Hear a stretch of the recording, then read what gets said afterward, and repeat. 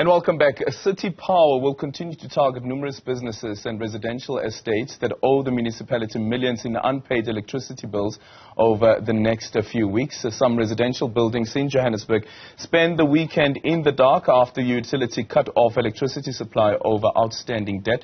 The utility carried out its revenue collection drive in the Hursthill area on Friday, cutting off electricity supply at least 7 buildings. Revenue Enhancement Senior Manager at City Power Nqobani Mzizi is joining us now in studio. Nqobani, good morning and thank you so much for making time for us. Good morning, Aldrin, and thank you for having us. We really appreciate your time.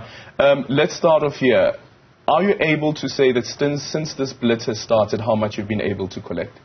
Well, I really can't tell you off the top of my head because the wins have been scarce, simply because the behaviors of customers to not pay is so instilled in them, and that is why we have now decided to enforce this drive and make it a bit stronger than it has ever been before. So we have made small wins here and there, but a small win is better than nothing given the magnitude of the problem we have. How much in total is still owed to the city? Well, the city at the moment, for electricity at least, is owed in excess of 8 billion towards 9 billion, just for electricity services. The total debt book of the city for other services can go up to about 50 billion because we have multiple services. Yeah. So we really have a serious problem. People are not paying. Yeah. What's the biggest issue then when it comes to electricity? Because I've also seen the drive now to have prepaid meters installed. Well, I think the biggest issue is non-payment, right? Yeah. So prepaid in and of itself forces a customer to pay in advance before they use. So that is why we're trying to convert a lot of customers over to prepaid. And that as well also poses a bit of challenges because once they start to not buy, it then means we have to chase them again. So it's like we're chasing our tails, and that's why we've intensified this drive. Yeah.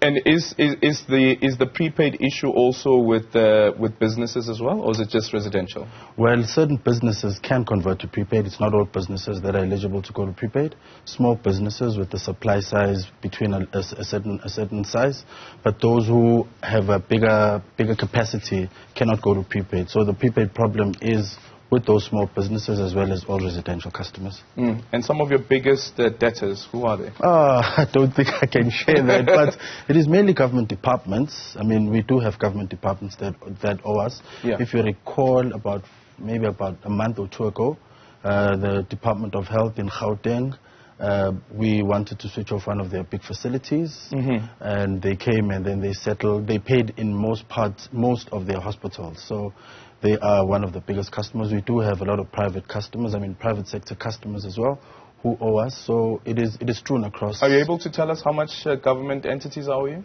I cannot tell you off the top of my head, Aldrin. Safe to say that it is a big chunk, and that's why we have a dedicated department who focus on collecting from government customers. Yeah. Are you able to give us the biggest culprit within the state? Well, because what I'm trying to get to here is also because last week you also touched a bit on this conversation with one of your colleagues, and for me the biggest thing is how does the city allow the debt to run into the millions when, for instance, in this particular case we speak about a government entity? All right, so maybe let me stratify this and speak of normal customers and government customers, right? So generally on the normal customers, what really affected us in the main was COVID. If you recall, in COVID, there was a lot of relaxations with regards to getting people to pay, that it even went as far as to the private sector where government themselves asked the private sector to relax people's, businesses to relax their requirements for people to pay. We too, as a caring government, applied the same thing. So it then, unfortunately, became so instilled in people that they ended up deciding to not pay even more than they were not paying before COVID. So as a result, from domestic customers, or at least private customers, it then exacerbated the problem from there. With regards to government, well, look, when we do put pressure on them, they do come to the party. I really cannot tell you why they do not pay, but we do follow our processes of informing them that, look guys, we have, you are owing us X amount of money.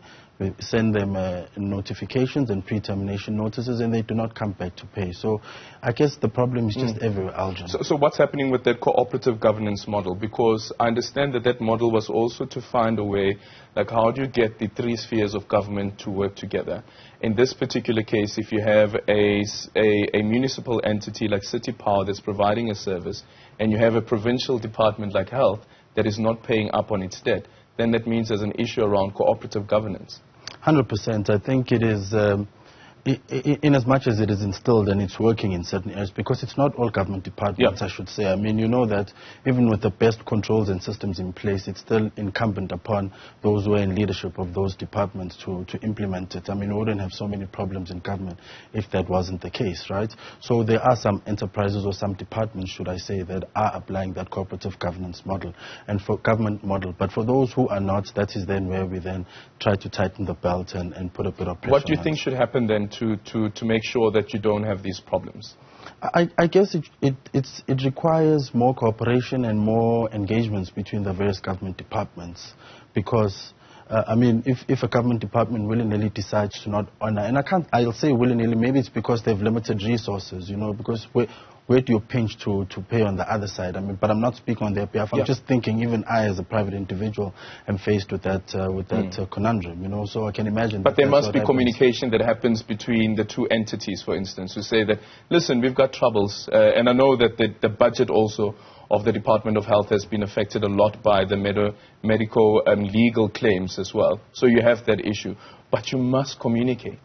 Indeed. I mean, those who are charged with paying, supposedly the finance departments of those government departments, should really come to the party and engage with us. And that is why when we put the pressure and put the fire under their feet, as I mentioned the story with the Gauteng Department of Health, they then came to the party. So I guess there is an ability to do it. Perhaps it's the willingness, you know, or the lack thereof, should I say, to do that. But be that as it may, Aldrin, it doesn't stop us from doing that, which I've said. We do have a capacitated government, a department that focuses on government, and in intensifying the drive, as you spoke about Hursthill, we're doing the same with government as well. So we're doing it right across throughout all our customer bases.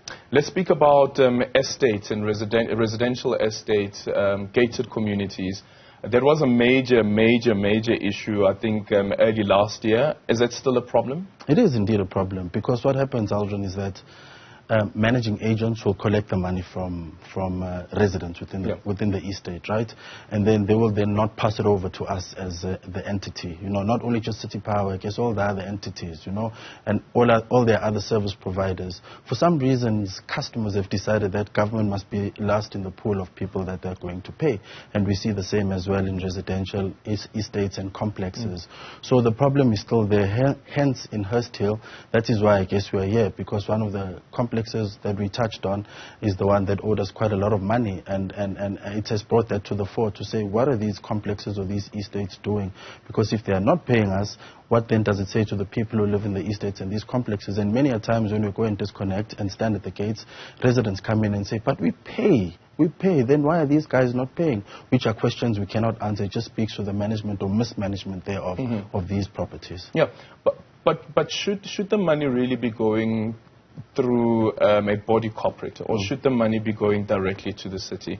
And I'm also asking this on the basis that I've stayed in a complex in Alberton, as an example, and we would pay the municipality directly. Sure, there are rates and taxes that would go via the body corporate, but when it comes to electricity provision, you pay the municipality directly, and you get a bill from the municipality directly.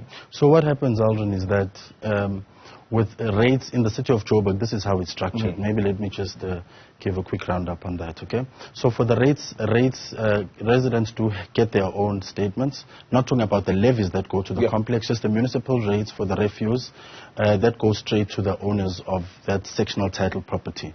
With regards to electricity, we have one point of supply that supplies the entire complex or estate. So it's really, it's difficult and it's impossible to give everyone their own individual bill. Equivalent is doing it. Well, okay, let me tell you in what cases then that can happen, right? If more for recent complexes, when they build in their electricity infrastructure, they would make provisions for that. But for all complexes where there was one point of supply, that is the only way we can do it. But for newer complexes, they then, when they develop the property, they then make provisions so that each one gets their own bill. But even for those, we then install prepaid meters. So are you pushing for prepaid meters in the old complexes? Well, the fee to convert to prepaid meters for complexes that are structured in that way with one point of supply is the responsibility of the complex, and not all complexes do have that money to do that, because there's a conversion fee that has to be paid, because anyone who wants to go to prepaid has to pay a certain fee, and they too themselves are not absolved from doing that. So they have to pay for that if they do want to be converted to prepaid, just like the new complexes that I mentioned. Just quickly, some recourse that is available to defaulting customers? So we say to them, please come over to our offices. We have 8 service delivery centers and regional offices belonging to the city of Johannesburg. Make your way there, sign an acknowledgement of debt if you know that we owe, because this operation, as you have said in your introduction, is going to be intensified even more now, because this debt is getting out of control now, and it's hampering our service delivery efforts. We are unable to respond to calls because our resources are also getting thin, because those who we serve and service and provide the service to are not paying for it. So we're asking people, come make arrangements, get to our offices. We are lenient and we're a government that cares, and we will hear you out, and we will give you that time to pay and just honor that arrangement. That's all. And we will cut you off if you don't. And we will cut you off. Thank you so much for your time. Nqobani Mzizi is a revenue enhancement senior manager at the City Power, speaking to us there about the money being owed to the cities. You just had there between 8 to 9 billion rand.